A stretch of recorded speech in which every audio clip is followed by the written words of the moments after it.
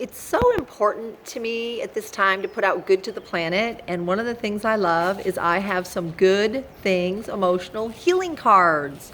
So I would like to randomly pick one today that will bless you and reinforce healthy thoughts and beliefs. So let's see.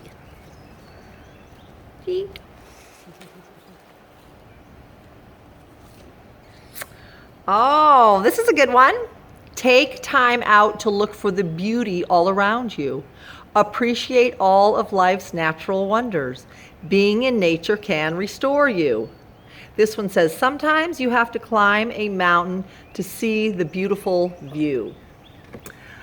I love this card because I do agree that just being in nature is definitely a reset emotionally, whether you just are outside where the energy is cleaner and the sun is shining and the grass is green and the trees are there and the flowers are blooming, and just looking at all of life's beauty can definitely reset your moods and emotions. So take time to do that today, and I hope you have a wonderfully healthy, emotionally healthy day. If you want to see all 85 of my Good Things Emotional Healing cards, you can go to my website, www.elisabethdavies.com.